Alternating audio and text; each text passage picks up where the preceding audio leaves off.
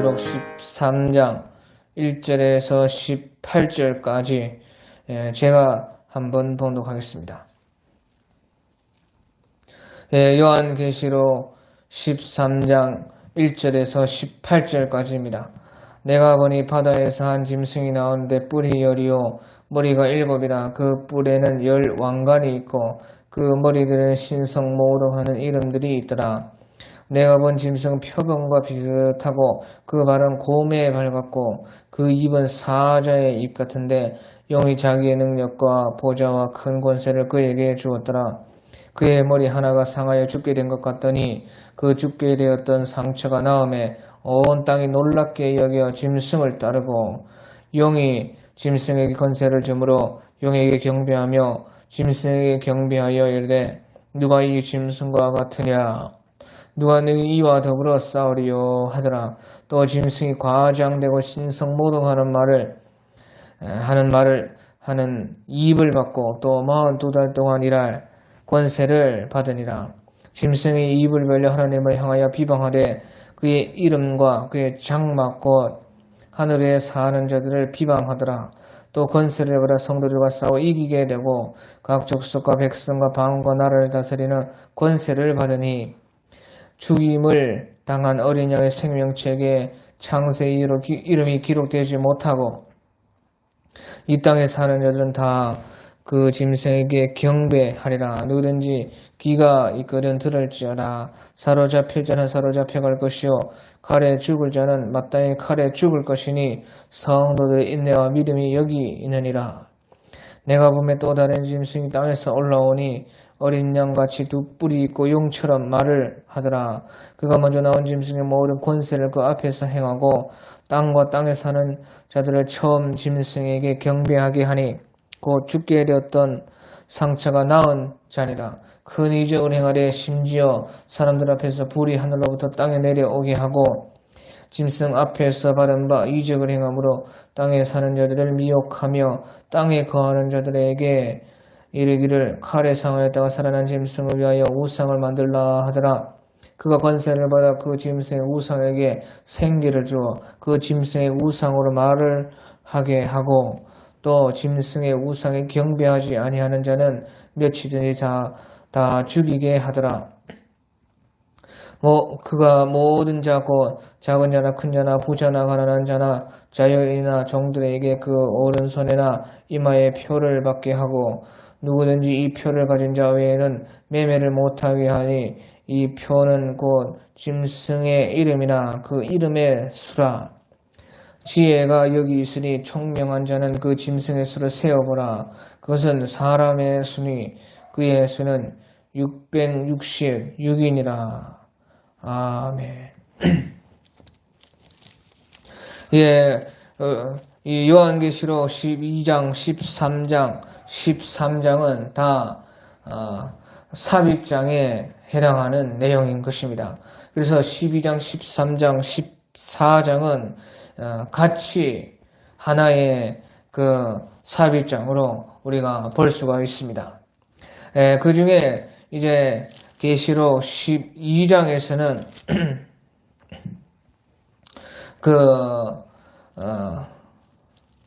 영의 그 일들이 하늘에서 벌어진 그 일들에 대해서 요한계시록 12장에서 말씀을 하고 있습니다. 그 영이 3년 반 동안 7년 환란 중에 뒤에 있는 대환란 3년 반 동안에 영이 하늘에서 어떻게 데려지고 하늘에서 무슨 일이 그동안에 있는지 그것을 말씀을 해주는 것이 요한계시록 12장입니다. 그러고 나서 이제 이 요한계시록 13장은 바로 그 하늘에 있었던 일들이 땅에 현실로 나타났을 때에 어떤 일들이 발생하는가. 그러니까 실제는 바로 하늘에 있는 것이고 그것이 이제 영이 아니라 땅에서 실제로 그 현실로 일어날 때에 어떤 일들이 있었는가 하는 것을 요한계시록 13장에서 보여주고 있습니다. 그래서요, 이제 실상은 12장과 13장이 같은 내용이다 하는 것이죠. 그래서 12장에도 1260일, 한때, 둔때, 반때, 그렇게 3년 반이 나오고, 또 이 13장에서도 5절에 보면 13장 5절에 42달 동안 일할 권세를 받았더라 해서 바로 3년 반이 나옵니다. 그래서 같은 같은 기간에 있는 일인데, 하나는 하늘에 있는 일이고 하나는 그 하늘의 실제가 땅의 현실로 나타날 수도 일어나는 일이라 하는 것입니다. 그래서요, 이제 12장에서는, 요한계시록 12장에서는 영이 붉은 영으로서 하늘에서 있었는데, 그것이 이제 땅에서 현실에서 나타날 때는 바로 적그리스도의 모습으로 나타난다. 그것을 보여주고 있습니다. 그래서 오늘 이제 계시록 13장 1절부터 쭉 자세하게 한번 살펴보면요. 13장 1절에 내가 보니 바다에서 한 짐승이 나오는데 뿔이 열이요 머리가 일곱이라. 그 뿔에는 열 왕관이 있고 그 머리들에는 신성 모독 하는 이름들이 있더라. 그래서 여기서 한 짐승이 이제 바다에서 나온다. 그렇게 말씀을 하고 있습니다. 여기서 이제 바다라고 했는데, 우리가 이 13장의 이 짐승에 대해서요, 17장에, 요한계시록 17장에 그것을 다 풀어 놓았습니다. 그런데 이제 풀어 놓은 것도 상징으로 되어 있어서 그것이 알기가 보통 어려운 것은 아닙니다. 저는 요한계시록에서 제일 힘든, 해석하기 제일 힘든 그 내용을 꼽으라고 그렇게 선택하라고 하면 요한계시록 17장을 저는 말을 할 것입니다. 그만큼 요한계시록 17장이 그렇게 어렵습니다. 그런데 이제 요한계시록 17장은 바로 요한계시록 13장에 나와 있는 그 적그리스도에 대해서 다 풀어 놓았습니다. 그런데 이제 상징으로 푸는 것도 13장도 상징인데 17장에서도 풀을 때에도 또 상징으로 풀어놨어요. 그래서 이것은 보통 알기가 어렵다고 합니다. 상징에서 또 상징이라고 말이죠. 왜 그렇게 했느냐? 그것은 어쩔 수가 없습니다. 왜 이 적그리스도라는 이것이 최종적으로 마지막에 일어나는 것이지만 우리 신약시대 전체에서는 다 영적으로는 신약시대 전체 기간에 일어나는 그런 일들인 것입니다. 그러니까 하나님 말씀은 언제나 우리의 이 말씀이 말씀하는 그 땅에서 실제로 일어나지 않더라도 신약시대 전체에서는 영적으로 다 일어나는 일이다 그 말이죠. 그러니까 하나님의 말씀은요, 우리 전 시대, 모든 시대에 해당하는 하나님의 말씀입니다. 그러니까요, 어느 하나를 특정해서 말을 할 수가 없기 때문에 당연히 그 상징으로 그 말을 할 수밖에 없는 것입니다. 그리고 이제 그것을 이 성경 안에서 풀 때도 또 상징으로 말을 해서 그것을 풀지만은 또 상징으로 말할 수밖에 없어요. 그것은 바로 이 하나님의 말씀이 전 시대에 해당하는 말씀이기 때문에 그렇습니다. 그러면 이 최종적으로 이루어지는 그때 땅에서 있는 그 현실에서 이루어졌을 때의 그 모습으로 해석해 놓으면 더 좋지 않느냐. 그렇게 하면요, 그것은 그 시대, 그 땅에서 실제로 이루어지는 시대의 사람들은 그것을 이제 그때 가가지고 보면은 알겠지만 이 신약시대 전체에서는 그것을 보면 아무도 알 수가 없습니다. 그렇기 때문에 이 하나님의 말씀이 해설을 했지만 또 상징으로 되어 있다고 말이에요. 그리고 영적으로 모든 시대에 다 적그리스도가 다 있고 그와 이제 흡사한 일들이 다 영적으로는 모든 시대에 일어난다는 것입니다. 그런데 이제 실질적으로 완전하게 일어나는 것은 이제 최종적으로 예수님께서 재림하시기 전 바로 3년 반에 일어난 일인 것입니다. 그래서요, 그 상징으로 다 기록을 해놨는데, 해석을 이제 17장에 해놨는데요, 오늘 13장 1절에서 내가 보니 바다에서 한 짐승이 나오는데, 이 바다는 이제 17장 8절에 보면, 바로 똑같은 모습의 그 짐승이요, 7머리에다가 10뿔을 가지고 또 많은 그 면류관이 있는 바로 그 짐승이 무저갱에서 나왔다. 그렇게 말을 하고 있습니다. 요한계시록 17장 8절에 네가 본 짐승은 전에 있었다가 지금은 없으나 장차 무저갱으로부터 올라와 멸망으로 들어갈 자니. 그래서요 무저갱으로 올라왔다. 그렇게 말을 하고 있어요. 그래서 바다라는 것은 무저갱이다 하는 것이에요. 그래서요 무저갱을 이제 바다로 비유로 그렇게 이 13장에서는 말씀을 했다 하는 것입니다. 그리고 이 바다라는 것은 전 세계를 뜻하는 것입니다. 전 세계.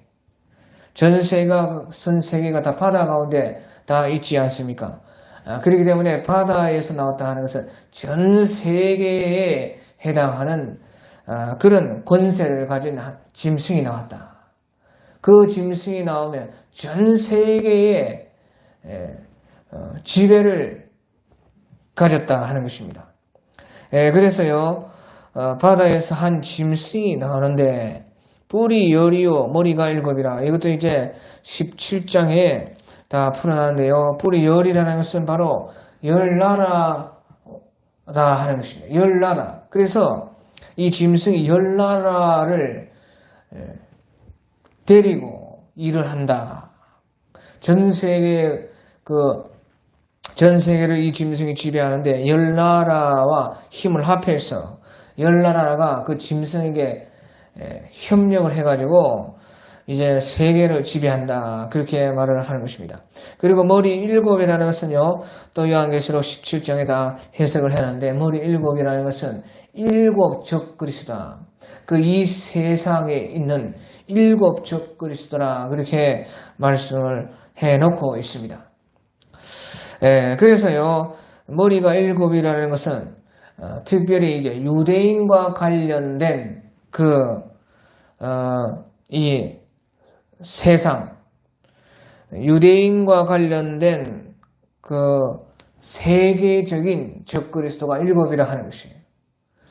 그래서 이제 요한계시록의 중심은 유대인들이고 또 마지막 때가 되었을 때는 이제 유대인들이 온전하게 유대인들을 통해서 하나님의 말씀이 최종적으로 다 완전하게 이루어집니다. 그렇기 때문에요,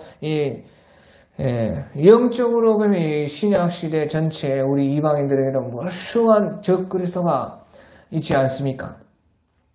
근데 그런 적그리스도 말고 여기서 특별히 머리가 7이라고 했을 때에 그 7은 요한계시록 17장에 보면 왕이라 또 적그리스도라 그렇게 말을 하고 있어요. 그게 왕이면서 적그리스도의 일을 했던 바로 7명의 전 세계적인 유대인과 관련된 바로 적그리스도 7이라 그렇게 말을 하고 있습니다. 그런데 이제 이 바다에서 올라온 짐승은 그 7에 속한 8번째라 또 그렇게 말해요. 그러니까 요한계시록 17장이요. 이거 도무지 풀기가 어려워요. 이 7 중에 있는 것이 아니고 7 다음에 8번째가 이제 최후 마지막 적그리스도인데 그 8번째는 또 7 중에 속해 있다. 그렇게 말을 하고 있는 것이에요. 그러니까 이제 뿔이 열이고 열 나라가 그 적그리스도와 한패가 되고 또 머리는 7이었는데 그 7은 아니고 7 적그리스도는 유대인과 관련된 세계적인 그 적그리스도 7은 아니고 8번째라고. 8번째. 그런데 8번째가 7에 속했다. 그렇게 해서 이제 이 7 전체를 합한 것과 같은 그런 한 8번째가 나온다는 것이에요. 그러니까 머리가 7개가 다 같이 달려있다는 것이에요. 그런 것이 이제 적그리스도인 것이에요. 그것이 이제 요한계시록 17장에 다 풀어져 있다 그 말이에요. 근데 그 해석하기가 보통 쉬운 것은 아닙니다. 아무튼 그래서요 이 뿔이 10이고 머리가 7이고 또 그 뿔에는 10 왕관이 있다. 그래서요 그 10뿔도 10왕이고요 그 바로 나라를 말을 하고 있습니다. 나라. 그래서 이것이요 우리 12장 3절에 보면 본래 용에 큰 붉은 용이 있는데 머리가 7이요 뿔이 10이라 그 여러 머리에 7 왕관이 있더라. 그래서요 그 10 뿔에도 왕관이 있고 또 12장 계시록 12장 3절에 보면 머리에도 7 왕관이 있고 그래서요 사실은 나라이고 또 왕들입니다. 그 나라가 있으면 그 나라에서 어떤 한 왕이 바로 이 적그리스도와 합한 10명의 왕이 되고 또 이 적그리스도 7도 바로 그 왕이라는 것이죠. 그래서 아무튼요 이 12장 3절에 나와 있는 큰 붉은 용의 모습과 이 13장 1절의 이 모습이 똑같습니다. 똑같아요. 그리고 요한계시록 17장의 그 모습도 똑같고 그러니까 같은 짐승이라는 것이 같은 짐승. 그런데 하늘에서는 붉은 용의 모습이 그런 모습이었고 이 13장에서는요 이제 그 용이 이 땅에서 일할 때는 그 모습 그대로인데 그 상징으로서의 그 모습이 그대로인데요 땅에서는요 바로 적그리스도라 하는 것이에요. 적그리스도. 적그리스도의 모습으로 용이 그 땅에서 현실에 나타날 때는 적그리스도의 모습으로 나타난다는 것이죠. 그것이 이제 상징적으로 이런 뿔이 10이고 머리가 7이고 또 바다에서 올라오는 짐승의 그 권세에 그런 권세를 가진 바로 적그리스도라는 것이 적그리스도. 그래서요 땅에서는 그 붉은 용이 적그리스도의 모습을 하고 있습니다. 하고 나타납니다. 그래서요 이제 17장에서도요 계시록 17장 3절에도요 그 여자는 이제 바벨론인데 바벨론 여자가 붉은빛 짐승을 탔더라. 그래서요 계시록 17장 3절에서는 또 붉은빛 짐승이라 바로 그 적그리스도인 것이에요. 그래서요 하늘에서는 큰 붉은 용이었다 그 말이죠. 그것이 똑같다는 것입니다. 그런데 땅에서 그것이 활동할 때는요 이제 적그리스도의 모습으로서 활동을 한다. 그래서요 오늘 13장 1절 끝에 그 머리에는 신성모독하는 이름들이 있더라 하는 것이에요. 그 신성모독하는 이름들이 있다는 것은요 바로 하나님을 대적하는 적그리스도라 하는 것을 말씀을 하고 있습니다. 예, 그리고요, 내가 본 짐승은 표범과 비슷하고, 예, 그 모습이, 그 짐승의 모습 표범과 비슷하고, 그 발은 곰의 발 같고, 그 입은 사자의 입 같은데, 용이 자기의 능력과 보좌와 큰 권세를 그에게 주었더라. 예, 그래서 사실은 뒤에서 다 용이 그 권세를 줘서 그렇게 활동하는 것입니다. 적그리스도가. 예, 그래서요, 그 짐승의 모습이 표범 같고, 또, 곰 같고 이제 사자 같다 그렇게 말한대요. 이것은 다 이제 다니엘서 7장에 이미 다니엘서 7장에 나온 적그리스도의 그 모습이 벌써 다 이와 같은 모습으로 나타났습니다. 그러니까요, 일곱 머리 중에 그 일곱 머리가요 적그리스도인데 다니엘 이때에 벌써요 내 적그리스도가 그 어떤 모습인가를 나타내주고 있어요. 다니엘서 7장에 보면 그 다니엘서 7장에 나오는 그 짐승도 바다에서 올라옵니다. 그러니까 그 무저갱에서 올라왔다. 그 똑같은 최후 적그리스도는 아니지만 다니엘 그 시대와 또 그 다니엘 시대 전에 또 다니엘 시대 이후에 있는 그 적그리스도 넷이 그 셋 중에 머리 셋 중에요 넷이 이제 나오고 있습니다. 예, 그래서요 우리 다니엘서 7장 3절에 보면 큰 짐승이 넷이 바다에서 나왔는데 그 명이 각각 다르더라. 첫째는 사자 같은데, 예, 첫째는 사자 같고, 둘째는 곰과 같은데, 예, 곰과 같고, 6절에 다니엘서 7장 6절에 셋째는요 다른 짐승고 표범과 같은데, 그리고 이제 7절에 보면 넷째 짐승은 무섭고 놀라며 또 매우 강하며 또 새로 된 큰 이가 있어서 먹고 부서뜨리고 그 나머지를 발로 밟았으며 이 짐승은 전에 모든 짐승과 다르고 또 열 뿔이 있더라. 예, 그래서 이 넷째 짐승이요 이제 사람들은 다 뭐 로마다 그렇게 말하는데 로마가 아니고요 이것이 최후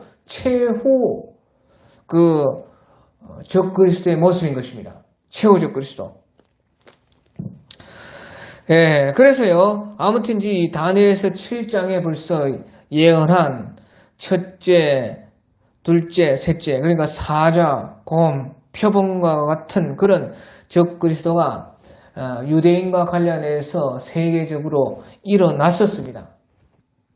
그러나서 이제 네 번째가 그 최후 적그리스도인데요. 요한계시록 17장에서는 그것이 8번째 왕이라 그렇게 말을 하고 다시 말하면요. 그래서요 이제 최후 적그리스도의 모습을요 우리 요한계시록 13장 2절에 표범과 비슷하고 곰과 같고 사자에 같고 그래서요 이 다니엘서 7장에 나오는 첫째, 둘째, 셋째를 합쳐놓은 것과 같은 합쳐놓은 것. 그 말은 무슨 말입니까? 다니엘서 7장에서는요 각각 그렇게 나타났습니다. 각각 그렇게 나타났는데 최후 적그리스도의 모습은 그것을 다 합친 그만큼 권세가 크다는 것이에요. 그러니까 머리가 7이나 달렸는데 그것은 사실은 8번째 적그리스도인 것입니다. 그것이 진짜 이제 적그리스도인데 그러니까요 머리가 7이나 있고 모습이 이제 세계 유대인과 관련해서 나타났던 적그리스도 그 하나를 다 7개를 합친 것과 같은 모습이라는 것을 지금 이제 말을 하고 있는 것이에요. 그만큼요 최후 적그리스도는 어마어마하다는 것입니다. 그래서요 그런데요 실질적으로는 그 적그리스도의 모든 힘은 바로 용에게서 나온다 하는 것이에요. 그래서 용이 자기의 능력과 보좌 큰 권세를 그에게 주었더라. 그래서요 이제 우리 다니엘서 8장 24절 같은 데 보면요 그 다니엘서 8장에서 나오는 그 이제 적그리스도도요 이것은 이제 안티오쿠스 에피파네스인데 그가 나타났을 때 그것도 이제 7머리 중에 하나의 적그리스도였습니다. 그런데요, 그 적그리스도를 말하면서요, 다니엘서 8장 23절에 보면 이 네 나라 마지막 때에 반역자들이 가득할 즈음에 한 왕이 일어나니 그 얼굴은 뻔뻔하며 속임수에 능하며 그 권세가 강할 것이나 자기의 힘으로 말미암은 것이 아니며, 자기의 힘으로 말미암은 것이 아니다. 그러니까 뒤에서요, 다 용이 사시는, 그 붉은 용이 사시는 땅에서 나타날 땐 적그리스도의 모습으로 나타난 것이라 한 것입니다. 그래서요, 이 다니엘서 8장에 나오는 그 적그리스도는요, 그 에피파네스 안티오쿠스를 말하는데 그것을 말하면서요, 오늘 그것을 또 다니엘서도요, 그 적그리스도에 대해서 말을 하고 상징적으로 말을 하고 또 그것을 풀어줍니다. 또 상징적으로 또 풀어줍니다. 그래서요, 다니엘서 8장 23절 이 네 나라 마지막 때에 반역자들이 가득할 즈음에 한 왕이 일어나니 그 얼굴은 뻔뻔하고 소임새 능하며 그 권세가 강할 것이니 자기의 힘으로 말미암은 것이 아니며 그가 장차 놀랍게 파괴 행위를 하고 자의로 행하여 형통하며 강한 자들과 거룩한 백성들을 멸하리라. 이것이 또 마지막 최후 적그리스도도 이와 같이 똑같다는 것이 안티오쿠스 에피파네스와 그 했던 일을 다 한다 할 것이다, 그렇게 이제 말을 하고, 이제 그것을 더 정확하게 요한계시록에서는 최후 적그리스도는 그 안티오쿠스 에피파네스가 했던 일뿐만 아니라 일곱 적그리스도가 했던 모든 일을 동시에 다 가지고 있다는 것이. 그래서 그런 모습으로 이상한 회개망측한 모습으로 나오고 있습니다.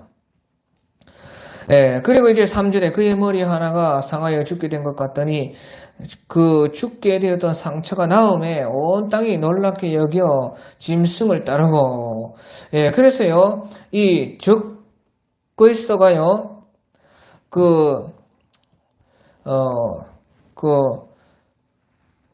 죽게 된 것처럼 그렇게 됐는데 다시 살아났다는 것입니다.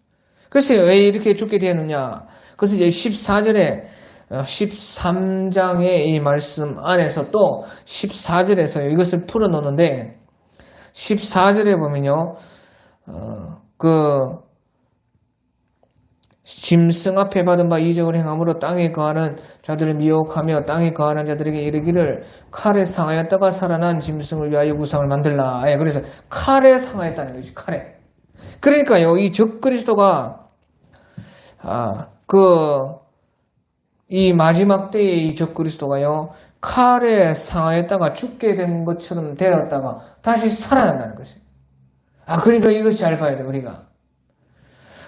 이 시대가 최후 적그리스도가 나타나는 시대라면요, 그가 죽게 된 것처럼 되었다가 칼에 상하였다가 죽게 된 것처럼 되었다가 살아난다는 것이요. 그때 이 온 세상 사람들이요, 놀랍게 여겨가지고 그 짐승을 따른다는 것이에요. 그러니까 이것을 잘 보면 알겠죠. 이제 우리는 이 적그리스도는요, 이제 상징적으로 모습이 이렇지요. 사람입니다. 사람. 최후 적그리스도의 모습은 이제 이런 영으로서 보면, 실제로 이 땅에서 활동할 때의 영으로서 보면요, 이런 짐승의 모습이냐, 실제적으로는 사람의 모습이, 적그리스도가 사람의 모습으로 나타난다 그 말이에요. 그러니까요, 그 사람이 최후 적그리스도라면요, 이렇게 죽게 된 것처럼 되었다가 살아났을 때요, 온 세상이 그 사람들을 따른다는 것이에요.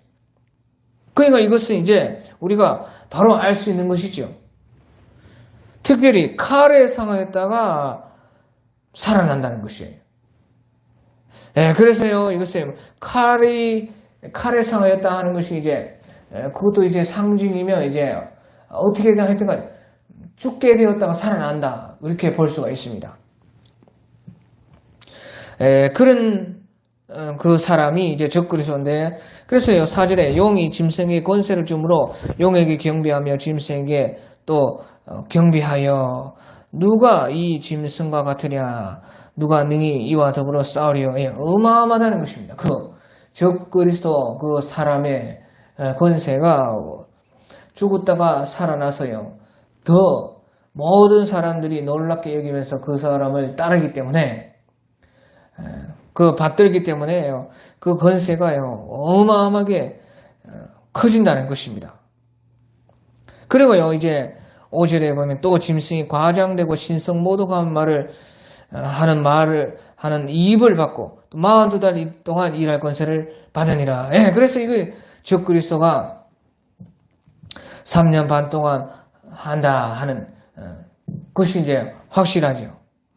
그래서요 이 적그리스도가 과장되고 신성 모독하는 이입을 받고 또 42달 동안 일할 권세를 받으니라. 그게 3년 반 동안 7년 환란 중에 뒤에 3년 대환란 동안에 이 적그리스도가 나온다 하는 것이에요. 예, 그래서요 이것을요 다니엘서 7장 25절에도 미리 하고 있습니다. 다니엘서 7장 25절에 보면요, 그가 장차 지극히 높으신 이를 말로 대적하며 또 지극히 높으신 이의 성도를 괴롭게 할 것이며 또 때와 법을 고치고자 할 것이며 성도들은 그의 손에 붙임받으여 한때와 두때와 반때를 한때 두때 반때 3년 반 42달을 지내리라. 그렇게 정확하게 이것은 일치를 하는 것입니다. 그러니까 적그리스도가 신성 모독하는 입을 받아가지고요 그 하나님을요 회방하고 또 6절에 보니까 이 짐승이 입을 벌려 하나님을 향하여 비방하되 그의 이름과 그의 장막고 하늘에 사는 자들을 비방하더라. 예, 그리고요 다니엘서 7장 25절에 말씀하시는 또 권세를 받아서 성도들과 싸워 이기게 되고 성도들과 싸워서 이기게 된다는 거예요. 그러니까 이 적그리스도의 권세가 세상에서 제일 강해진다는 것입니다. 그래서 성도들과 싸워서 성도들을 이기고 각 족속과 백성과 방언과 나라를 다스리는 권세를 받으니, 그러니까 세상을 그렇게 해서 이제 지배를 하게 된다. 3년 반 동안 세계를 지배한다는 것입니다. 그리고 죽임을 당한 어린 양의 생명책에 창세 이후로 이름이 기록되지 못하고 이 땅에 사는 자들은 다 그 짐승에게 경배하리라. 예, 그래서요 그 어린 양의 생명책에 그 이름이 기록되지 못한 사람들은 전부 다 마침내 그 적그리스도를 경배하게 된다. 그래 적그리스도가 신의 권세를, 이 땅에서 신의 권세를 가지게 된다. 그것을 말을 하고 있어요. 그래서요 이 성도들이 성도들과 싸워가지고 적그리스도가 성도들과 싸워가지고 이기게 되고 그 성도들 많이 죽인다는 것입니다. 그리고 이제 생명책에 이름이 기록되지 않은 사람들은 마침내 그 권세 앞에서 다 이제 적그리스도를 경배하게 된다는 하는 것이에요. 그것이 이제 3년 반에 있을 일이라는 것입니다. 그래서 누구든지 귀가 있거든 들을지어다. 사로잡힐 자는 사로잡혀 갈 것이요 칼에 죽을 자는 마땅히 칼에 죽을 것이 성도들의 인내와 믿음이 여기에 있느니라. 그래서요 많은 성도들이 죽는 것입니다. 그러니까요 앞에 12장 4절에서요 그 영이 하늘에 별 3분의 1을 끌어다가 땅에 던졌다 하는 그것은 이제 거룩한 백성들을 3분의 1을 죽인다 하는 그런 말이 되는 것이에요. 그래서요 그 하늘에서는요 하늘에서 일어난 일은 별을 3분의 1을 땅에 떨어뜨렸는데 그것은 이제 던졌는데 땅에서 현실로 일어날 때는 그것이 성도들의 죽음으로 그것이 일어나는 것이. 그래서요 아무튼 이 3년 반에 적그리스도가요 모든 세계의 권세를 다 잡아가지고 세계를 지배하게 되고 수많은 성도들이 순교를 당하게 된다는 것이에요. 그래서 마침내요 이제 요한계시록 6장 11절에서 5번째 인이 떨어졌을 때에 먼저 순교한 사람들이 하나님께 기도했을 때에 하나님께서요 너희가 흰옷을 주면서 하나님께서 너희가 이것을 입고 잠시 기다리라. 너희와 같이 순교자들의 수가 차기까지 있어야 그 땅에 있는 자들, 땅에 있는 자들은 3년 반, 땅에 있는 3년 반의 땅에 있는 거한 자들을 심판하리라 하는 것이에요. 그러니까 3년 반이 끝나고 심판한다는 것이죠. 그러니까요, 이렇게 해가지고요, 이 대환란, 3년 반 대환란 때에 순교자의 수가 이때 차게 되는 것이에요. 이 죽음을 말미암아. 그리고요, 이제 11절에 보면 내가 또 봄에 또 다른 짐승이 땅에서 올라오니 어린 양같이 두 뿔이 있고 용처럼 말을 하더라. 그래서요, 또 그런데 다른 짐승이 올라오는데요, 이번에는 이제 땅에서 올라온다. 그러니까 땅에서 올라온다는 것이. 이 다른 짐승은요, 바로 이제 우리가 요한계시록 19장 20절에 보면요, 이 땅에서 나온 짐승은요, 사람들을 미워하기 위해서 이적을 많이 해가고 표적을 많이 해가고 결국에는 이제 앞에 나왔던 적그리스도의 우상을 만들어서 그 앞에 적그리스도에게 절을 하라고 사람들을 그렇게 미워하는 자가 바로 이 두 번째 다른 짐승입니다. 그 짐승이 누구인가 하는 것을요, 요한계시록 19장 20절에 이미 말을 해놓고 있습니다.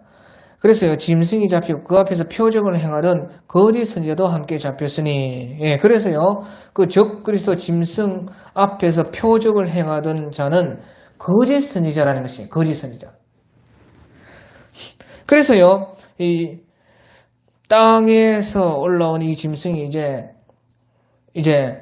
이 13장에서요, 그 짐승 앞에서 표적들을 많이 행해서 사람들을 미혹을 지금 하는 것입니다. 그런데요, 이 거짓 선지자가요, 그런데 땅에서 올라온다. 그래서 앞에서는 바다에서 올라왔다. 또 이 거짓 선지자는 땅에서 올라왔다. 그것을 말을 하는데요. 그것은 이제 이 땅이라는 것은요, 그 앞에 나오는 바다와 반대되는 것이 아니고요, 바로 이 하늘과 반대되는 것이 하늘. 그래서 우리가요, 이것을 착각하면 앞에 바다가 나오니까 계속 바다는 무엇이고 땅은 무엇이고 이렇게 생각을 할 수가 있어요. 저도요, 몇 년 동안 그렇게 했습니다. 하지만 그것이 아니고요, 이 땅이라는 것은요, 하늘과 반대되는 것입니다. 하늘. 그러니까 하늘과 그 밑에 있는 땅과 바다 이렇게 반대가 되는 것이에요. 그러니까 이것은요, 그 땅의 권세를 다 받았다는 것이에요. 땅의 권세. 그러니까 하늘의 권세는 없다는 것이죠. 하늘의 권세는 아니지만, 그래서요, 이 하늘의 권세는 없지만 바다와 땅에서 이런 일들이 일어나는 이것을 말을 하는 것이에요. 바다와 땅을 이렇게 구분해서 볼 것이 아니고요,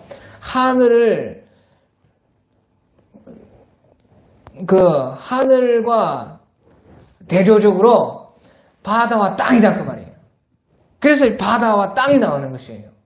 그러니까 하늘의 권세는 아니지만 바다의 권세는 전 세계를 지배하는 그런 권세. 그 땅의 권세는 땅에 있는 그 권세를 강조하는 것이 이제 땅에 있는 권세라 그 말이에요.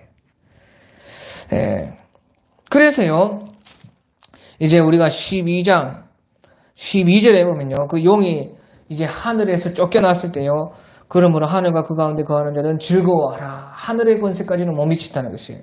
그러나 땅과 바다는 화 있을지니 이는 마귀가 자기 때가 얼마 남지 않은 줄 3년 반 남은 줄을 알므로 크게 분노해서 너희에게 내려갔습니다. 그렇게 말을 하죠. 참, 그러니까 이것을 참 이게 풀기 어려운 이런 문제가요, 저에게 그렇게 풀어졌어요. 아, 그렇구나. 땅, 바다 이것을 자꾸 생각해가지고 이것이 풀리지가 않는다 그 말이에요. 그러니까 하늘과 반대되어서 바다와 땅이 나온다 그 말이죠. 그래서요 이제 적 그리스도의 권세는 전 세계에 해당하는 권세고 또 이 거짓 선지자의 권세는 바로 땅 전체에 해당하는 권세라. 그러니까 내가 같은 권세를 지금 이 적 그리스도와 거짓 선지자가 같이 한다는 것이에요. 그런데 이제 하늘의 권세에는 미치지 못한다. 이것을 말을 하는 것이에요. 그리고요, 이 땅이라는 것은 특별히 3년 반의 때의 땅, 3년 반에 있을 때의 그 땅. 그래서요, 3년 반의 그 기간의 권세라 그 말이죠. 그것이 땅이라고 말을 했을 때, 그것을 이제 말을 하고 있는 것이에요. 그래서요, 요한계시록에는 이제 땅에 거하는 자들이라는 그런 말이요, 많이 나옵니다. 그 땅에 거하는 자들이라고 말을 할 때는요, 하늘과 대조적으로 땅에 거하는 자들이라 그 말이에요. 그 말은 이제 3년 반의 때에 사는 그 3년 반의 때에 땅에 있는 그 사람들을 말을 할 때 땅에 거하는 자들이라 그 말이에요. 그 3년 반을 가리킬 때에 땅에 거하는 자들을 말합니다. 그러니까요, 오늘 이 14절에도 또 땅에 거하는 자들을 미혹하며 땅에 거하는 자들에게 이르기를 칼에 상하였다가 살아난 짐승을 위하여 우상을 만들라 하면서요, 이 거짓 선지자가 그렇게 하는 것입니다. 그러니까요, 3년 반에 땅에 하늘의 권세는 없는 땅의 권세를 가지고 3년 반의 권세를 받은 거짓 선지자라 하는 그것을 말을 하는 것입니다. 그래서요, 이 땅에서 올라온 짐승은요, 거짓 선지자인데요. 요한계시록 19장 20절에 말씀하시는 것처럼요. 그런데요, 거짓 선지자라는 것이에요. 적 그리스도랑 거짓 선지자는 다른 것입니다. 적 그리스도는요, 세상에 대해서 다 지배하는 그 적 그리스도라는 것이에요. 그런데요, 그건 거짓 선지자는 적 그리스도와 무엇이 다른가? 거짓 선지자라는 것은요, 믿는 자들을 미혹을 한다는 것이요. 특별히 안 믿는 사람들도 미혹을 하지만 특별히 믿는 사람들을 미혹을 하기 때문에 거짓 선지자라는 것이에요. 그래서요, 적 그리스도는 어찌 보면 세상 정치적인 적 그리스도입니다. 정치적인. 세상의 모든 지배권이 있는 사람을 적 그리스도라 그렇게 말을 하는 것이에요. 이 거짓 선지자라는 것은 좀 그 범위가 종교적인 미혹으로서 마지막에는 결론적으로는 이제 그 적 그리스도에게 경배하도록 하는 그런 역할을 하는 것이요, 바로 거짓 선지자인 것입니다. 그래서요, 그 거짓 선지자는 모습이요, 어린 양같이 두 뿔이 있고, 그러니까 우리 예수님의 모습, 예수님이 바로 요한계시록에서 어린 양으로서 나오지 않습니까? 그러니까 예수님을 모방하는 것입니다. 모방. 왜? 속여야 되니까. 그래서요, 어린 양의 모습이고요, 두 뿔이 있고, 그런데 용처럼 말을 하더라. 그 권세가 사실은 다 용에게서 나온다는 것입니다. 그러니까 거짓 선지자라는 것이에요. 그래서 사람들을 속이려고 그렇게 예수님의 모습과 같이 해서 나오는 것이요, 바로 거짓 선지자인 것입니다. 그래서 12절에 보면 그가 먼저 나온 짐승에 먼저 나온 그 적 그리스도의 모든 것을 그 앞에서 행하고 땅과 땅에 사는 자들을 처음 짐승에 경배하게 하니 곧 죽게 되었던 상처가 나은 자라. 그래서 땅을 강조하는 것입니다. 땅과 땅에 사는 자들. 그러니까 3년 반의 그 땅의 권세를 받아가지고요, 땅에서 일할 그 권세, 그것을 받아가지고요, 처음 나온 짐승, 그 적 그리스도를 경배하게 하는데, 죽게 되었던 상처가 나은 자니라. 바로 그 적 그리스도라는 것이죠. 그리고요, 사람들을 미워하기 위해서 큰 이적을 행합니다. 그러니까요, 마지막 때 이 3년 반이 되었을 때, 특히 3년 반 대환란 때에, 그때에 그 이적을 어마어마하게 행한다는 것입니다. 사람들을 미워. 그러니까 이적 따라가다가는 그때는 100% 미혹에 빠지게 되는 것이에요. 절대 마지막이 되었을수록 우리 이적 따라가면 절대 안 됩니다. 분명한 하나님의 말씀을 따라가야 됩니다. 이적, 기적, 표적 이런 것은 전부 다 신앙이에요.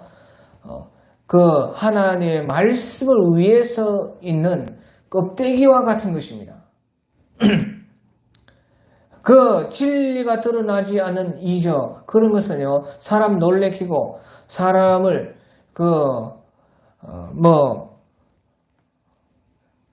사람을 현혹하고 미혹하고 하는 그런 것은요,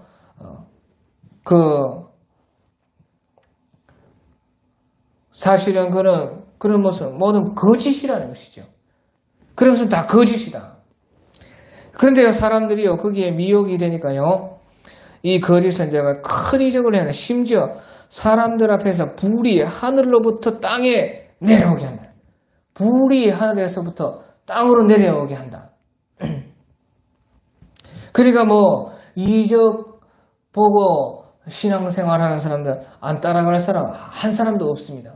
엘리야의 이적이라 막 그러면서요, 다 따라가겠죠. 또 짐승에서 받은 바 이적을 행함으로 그런 이적뿐만 아니라요, 많은 이적을 행한다네. 땅에 거하는 자들 미혹하면 그 땅에 거하는 3년 반에 있는 그 사람들을 미혹을 하며 땅에 거하는 자들에게 이르기를 칼에 사용했다가 살아난 짐승과 우상을 만들라. 그래서 결국은 이제 적 그리스도를 위해서 우상을 만든다는 것이죠. 그 세계를 지배하는 한 사람, 그 사람을 위해서요, 우상을 만든다. 그래서 15절에 그가 권세를 받아 그 짐승의 우상에게 생기를 주어 그 짐승의 우상이 생기가 있어서 살아있는 것처럼 되게 하는 그런 기적도 행한다는 것입니다. 이 거짓 선지자가. 그러니까 하나님의 말씀에 깨어있지 않고는 안 믿을 사람이 어디 있겠습니까? 그래서요, 이제 그 우상에게 생기를 주어 그 짐승의 우상으로 말을 하게 하고, 그 짐승의 우상이 말을 한다. 또 짐승의 우상이 경배하지 아니하는 자는 몇이든지 다 죽이게 하더라. 그래서요, 결국에 이제 미혹으로 안 되면 다 죽이는 것입니다. 그래서요, 그때 이 사람들이 엄청나게 순교를 해요. 그래서 순교자의 수가 차고, 얼마나 많이 죽냐? 스가랴서 이제 13장 8절 같은 데 보면요, 3분의 2가 죽는다. 사람 3분의 2가 죽는다. 또 계시록 12장 4절에 보면요, 3분의 1이 던져진다. 그래서 3분의 1이 죽는다. 그렇게 말을 해요. 그래서 아무래도요, 이제 스가랴서 13장 8절에서 3분의 2가 죽는다는 것은 유대인들이 3분의 2가 죽는 것 같습니다. 아무튼지 3분의 2가 유대인들이 죽는 것 같고요. 그 다음에 3분의 1이 또 죽는다 하는 것은 신앙인들. 유대인들은 다 신앙인들이 아닙니다. 유대인들 가운데 신앙인이 있지만요, 대부분은 그 구약만 믿고 아직도 유대교입니다. 유대교. 그러니까 그런 사람들은 3분의 2가 죽을 것이고, 왜? 그 나머지 3분의 1은요, 은과 같이, 금과 같이 하나님께서요, 단련해가지고 마침내 그 입에서 예수님의 이름이 나오도록 그렇게 만든다고 그렇게 생각을 해서 13장에 말씀을 하고 있거든요. 그러니까 유대인들이라 할 수가 있고, 이 계시록 12장 4절에서요, 그 큰 붉은 형이 꼬리로 하늘의 3분의 1을 떨어뜨릴 때에 땅에서는 현실로 무슨 일이 나느냐? 바로 믿는 자가 3분의 1이 이와 같이요. 사로잡힐 자는 사로잡혀가고 칼에 죽을 자는 칼에 죽고 또 우상이 경비하지 아니하는 자는 며칠이 다 죽이더라 하는 것처럼 그때에 이제 3분의 1이 죽을 것이라 그렇게 이제 우리가 보면 되는 것입니다. 그러니까 그런 것이 중요한 것은 아니기 때문에요. 대충 그렇게 보면 된다 하는 것이죠. 그리고요 또 특별한 것이 있는데요. 16절에 보니까 그가 거짓 선자가 모든 자, 곧 작은 자나 큰 자나 부자나 가난한 자나 자유인이나 종들에게 그 오른손에나 이마에 표를 받게 하고 그 오른손에나 이마에 표를 받게 한다는 것이 누구든지 이 표를 가진 자 외에는 매매를 하지 못하게 하니 이 표는 그 짐승의 이름 적 그리스도요 거짓 선지자가 아니고요 짐승의 이름이나 적 그리스도 이름이나 그 이름의 수라 지혜가 여기 있으니 총명한 자는 그 이름에 그 짐승의 수를 세어보라 그것은 사람의 수이니 그의 수는 666이니라 해서요. 그 대환란 3년 반 때에 사람들을 미혹을 하고 또 안되면 죽이고 그리고 나서 이제 또 모든 사람들에게 오른손에나 이마에 표를 받게 한다는 것이 오른손에나 이마에 표를 받게 한다 했을 때요. 우리가요 요한계시록에서 무엇이 상징이고 무엇이 이제 실제고 하는 것을 잘 분별을 해야지 해석이 됩니다. 그래서 오른손에 이마라 하는 것은 실제입니다. 실제 오른손이나 이마에 표를 받게 한다는 것이에요. 그래서 우리 백신이 나올 때요 인터넷에서 어마어마하게 또 떠들어가지고요 그 백신이 또 특허 번호가 666이라 해가지고 그 백신이 짐승의 표라 그래 난리를 했습니다. 그런데 백신이라는 것이요 이마에 오른손에 주는 것이 아니지 않습니까? 아무쪼록 어깨에 주는 거 아니에요? 그러니까 그것은요 그 백신이라는 것은 그 짐승의 표가 아니고요. 이제 앞으로 나올 짐승의 표를 사실은요, 예비 연습하는 것입니다. 그 악한 세력들이 특허번을 666으로 내가지고요, 앞으로 표가 나올 텐데, 바로 표가 이렇다는 것을요, 미리 그들은 연습하는 것이고, 하나님께서는 우리에게 미리 보여주는 것입니다. 짐승의 표가 나왔을 때요, 그렇게 된다는 것이에요. 꼭 백신과 똑같은 방식으로 될 것입니다. 그러니까, 우리가요, 백신 맞으라 할 때요, 모든 것을 백신 안 맞는 사람들에게는 금지하고, 여러 가지가 있었지 않습니까? 여기에서 말하는 것처럼 매매를 못하게 그렇게는 하지 않았지만, 그런데 그것이요, 다 연습이고요. 하나님께서 우리에게 진짜 짐승의 표가 나오기 전에 우리에게 그것을 이제 이룰 것이라고 예고하는 것입니다. 그러니까요, 지금 마지막 때라고 하는 것은, 그것은 맞는 말입니다. 마지막 때라고 하는 말은. 꼭 똑같습니다. 보십시오. 이제 앞으로. 백신을 맞추는 것과 앞으로 진짜 짐승의 표가 나와서 똑같아요. 하는 방식. 그래, 안 맞으면 안 되게끔 하는 것이에요. 그래서 여기서요, 오른손이나 이마라는 것은 진짜 오른손과 이마를 말하는 것이고, 여기서 표라고 할 때는 그 표라는 것은 상징입니다. 상징. 그래서 그 표가 상징이기 때문에요, 무엇이 그 표가 될지는 몰라요. 하여튼 무엇인가, 요새는 칩이 될 수도 있고, 여러 가지입니다. 그것이 표라는 것은 여기서요, 그 상징을 말을 하는 것입니다. 상징. 그리고 여기서 그 표를 가진 자 외에는 매매를 못하게 하니. 그래서요, 매매를 못하게 하는 것은 또 진짜로 매매를 못하게 한다는 것이에요. 이것은 상징이 아닙니다. 그 어떤 표라는 것이 있는데 그것은 상징인데, 그것이 이제 오른손이나 이마에 받으면은 매매를 할 수가 있고, 받지 않으면은 매매를 못 할 수가 있어요. 그러니까 지금요, 디지털 화폐 같은 것이 이제, 칩이나 바이오, 바이오 젤 같은 것이요, 이제,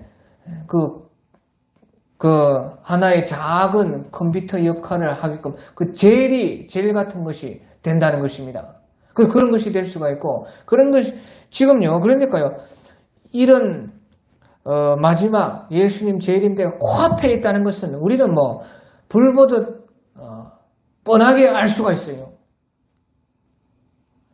아무튼지 이제 오른손이나 이마에 그것을 받게 하면, 그것은 100% 짐승의 표기 때문에 절대 받으면 안 됩니다. 죽어도 받으면 안 돼요. 이제 우리가 다음 주에 14장에 보겠지만요, 그 짐승의 표를 받은 사람은 절대 구원을 받을 수가 없습니다. 그렇기 때문에 우리가 이런 것을요, 상징이 무엇이고 진짜는 무엇인지 잘 분별을 해야 되는데, 표가 있어야 매매를 할 수 있게끔 한다는 것이. 그게 뭔가 돈과 관련이 있다는 거예요, 돈. 백신은 아니죠. 백신은 돈과 관련인 것이 아니지 않습니까? 매매를, 여기서 성경에서 말하는 제일 중점 사항은 매매를 그것으로 한다는 것이에요. 근데 그것을 받지 않으면 매매를 못 한다는 그 말이죠. 예, 그렇다고요. 너무 이제 우리가 걱정을 할 필요는 없어요. 하나님께서 다, 비록 우리가 그때 힘들겠지만, 아주 엄청난 고난이 있겠지만, 살 길은 다 하나님께서 어떻게 해가지고요, 해 주실 것입니다. 우리 백신, 맞을 때도 그렇지 않았어요? 백신 안 맞아야 이틀에 한 번씩 가서 무슨 검사를 해라. 그래야 그것이 이제, 확인서가 있으면 유효하다. 그런 식으로 하지 않았어요. 그리고 엄청나게 저도 고생을 했죠. 저는 이런 것을 다 알고 미리 연습한 것입니다. 사람들이 얼마나요, 대수롭지 않게 생각했는지 몰라요. 그렇지 않습니다. 시대를 볼 줄 알아야죠. 그런 어려움과 고통을 겪어보면서, 이런 것이다. 느껴야 된다. 그 말이에요. 그것이 실제로 짐승의 표가 아니지만, 그것을 통해서 하나님께서 이런 것을 지금 온다고 그렇게 짐승의 표가 이런 것이라고 말씀을 하시는구나. 그것을 깨닫고 미리 그것을 겪어보는 것입니다. 진짜가 왔을 때는 수십 배가 더 어려울 텐데 그것도 못 참고요. 그렇게 이제 몰라서는 그럴 수도 있겠지만 그걸 알고는 그렇게 못한다 그 말이에요. 알고 어떻게 그렇게 하겠습니까? 그래서 모르는 사람들은 그런 것을 대수롭지 않게 생각하지만 저는 그렇게 할 수 없습니다. 보십시오. 뭔가 돈과 관련이 되고 이 말은요, 매매를 못하게 한다는 것은요, 세상 사는데요 가장 필수적인 것, 안 하면 안 되는 것, 너무나 중요한 것, 그것을요, 시험한다는 것이에요. 그것을요, 이제 하나님 편에서 보면요, 세상에 가장 세상 살면서 필요하고 중요한, 거기에서 승리를 해야 된다는 것이죠. 하나님 편에서 봤을 때. 그 어려움을 감수를 하면서, 표를 받지 않으면 그 어려움을 감수해야 된다. 그러니까 구원과 그것을 바꾸지 않는 것을 하나님께서 우리에게 보시고 그것을 시험하시는 것이 것입니다. 이제 마귀 편에서 보면요, 이 적그리스도와 거짓 선지자의 편에서 보면요, 그렇게 해서 안 할 수 없게끔 하는 것입니다. 세상에서 가장 사는 대로 매매 안 하고 어떻게 살겠습니까? 그러니까요, 안 할 수 없게끔, 안 받지 않으면 안 되게끔 그렇게 만들기 위해서요, 이 매매를 표를 가진 자가 매매할 수 있게끔 그렇게 한다 그 말이에요. 거기에 싸움입니다. 우리 거기 싸움. 그래서요, 어떻게 보면 이것은요, 사느냐 죽느냐의 그 갈림에 있는 것입니다. 신앙으로 계속 사느냐, 아니면 죽든지, 그 거짓 선지자와 적 그리스도의 세력에 의해서 순교하든지, 아니면요, 그 살면서 가장 필요하고 가장 필수적인 그것마저도 포기하면서 그런 고난을 받아가게끔, 그러니까 뭐 거의 죽는 것과 매 한 가지입니다. 그런 고난을 받아가면서까지 신앙을 지키느냐 선택하라는 것입니다. 그 하나님께서 제일 끝까지 몰고 가는 것이 바로 사실은요, 우리 신앙에서요, 생명이냐 하나님이냐, 그것이. 그 하나님을 선택하면 그게 영생이 있고, 자기가 이 세상에서의 그 조금 더 사는 그것을 선택하면 영원히 영생을 받지를 못하고, 거기에 이제 진짜 우리가 신앙이 있는 사람이라면, 진짜 신앙이 있는 사람이 당연히 영생을 선택하지 않겠습니까? 왜? 이 세상 삶이야. 잠깐만 그렇게 고통당하고, 잠깐만 이제 죽어도 영생이 있으니까요. 신앙에, 확실하게 그 신앙이 드러나는 것이에요. 그러니까. 거기까지 하나님께서 몰고 간다는 것입니다. 그것이.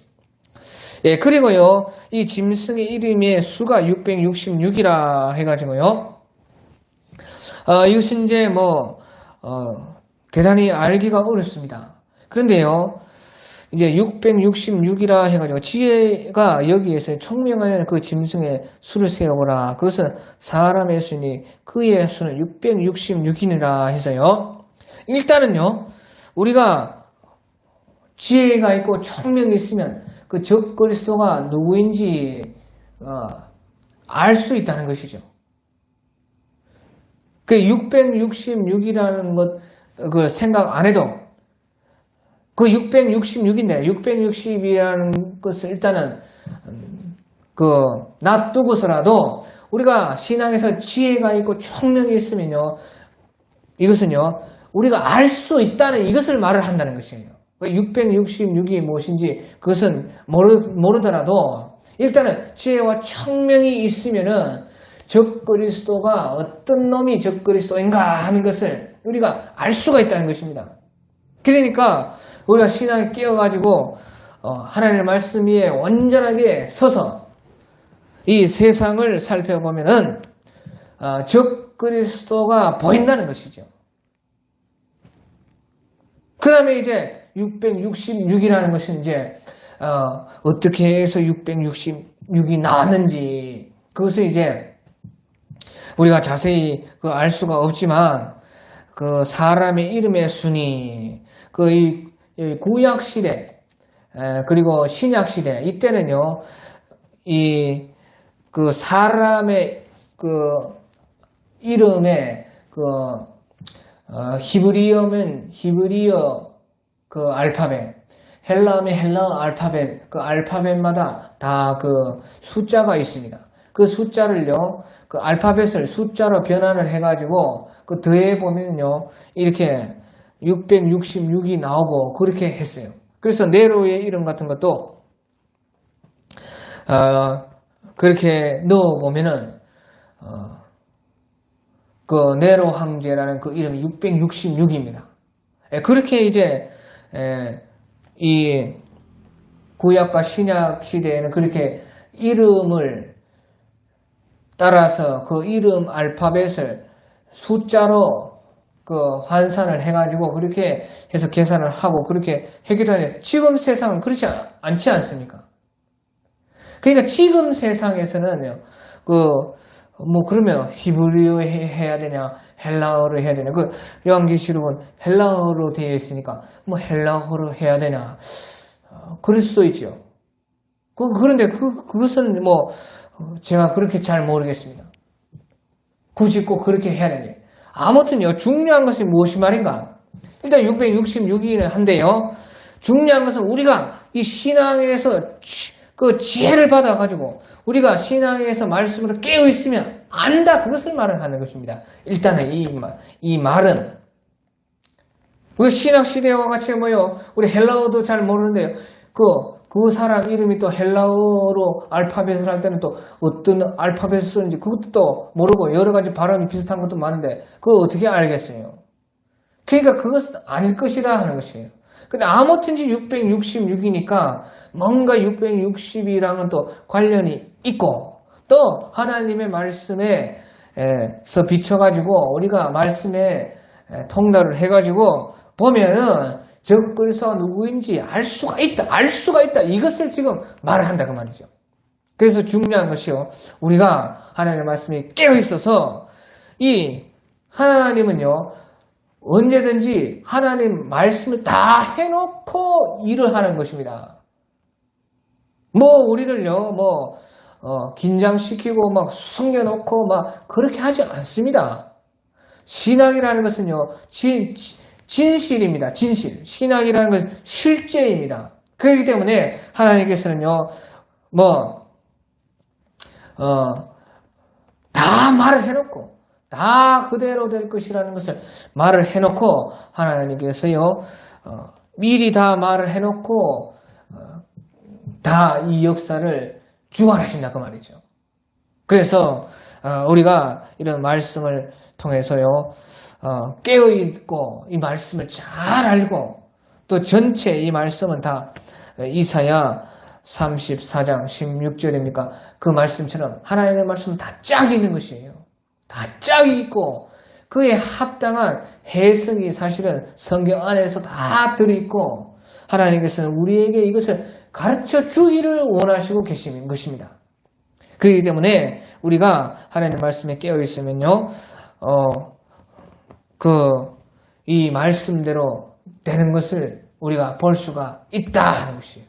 또 어느 정도 다 예상을 할 수가 있다. 이것을 이제 가르쳐서 그런 사람을 지혜 있는 사람이라, 청명한 사람이라, 그렇게 말을 해서 우리가 다 그렇게 되기를 하나님께서는 원하고 계시다 하는 것입니다. 예, 오늘 여기까지 하겠습니다. 우리 찬양